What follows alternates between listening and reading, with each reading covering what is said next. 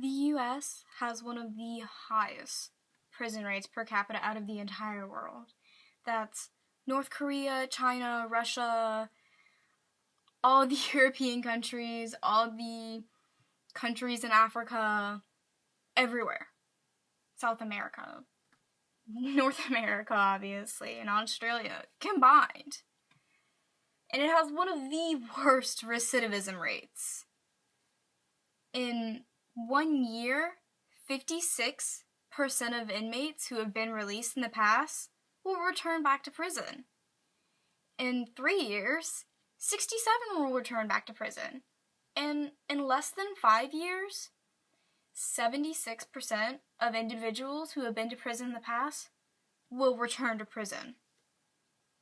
Most people think that prison populations are not something that affect everyone.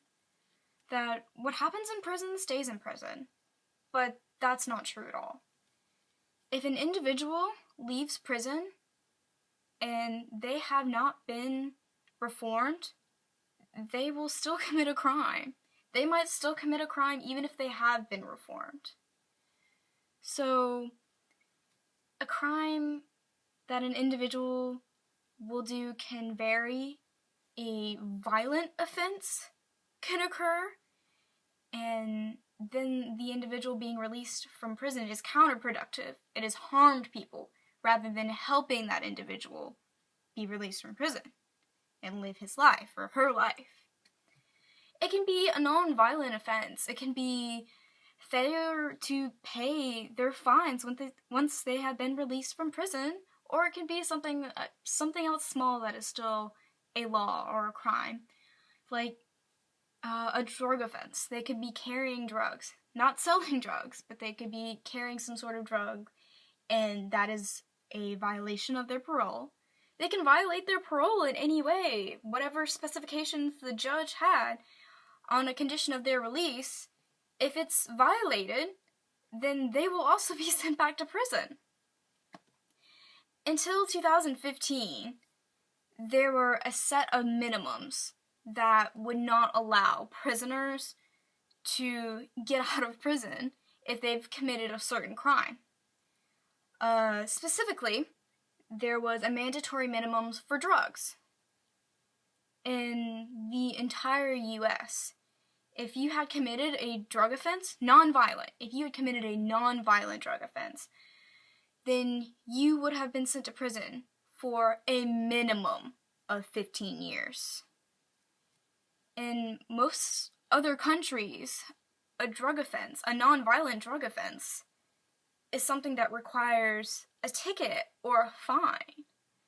But if you go to prison after you commit a drug offense, violent or non-violent, and once you get out, you have to pay fines. And some families cannot afford to pay these fines, and thus individuals are placed back in prison. Many prisons also don't teach their prisoners how to be functional members of society. Some individuals go into prison while they are in their early teens as children or young teenagers or preteens, and then they come out when they're adults after serving 10-year sentences, and they don't know how to function as an adult. It's unfair. Some prisons have been experimenting with giving their inmates vocational classes and teaching them how to finance and how to do checkbooks. And those prisons have experienced low recidivism rates.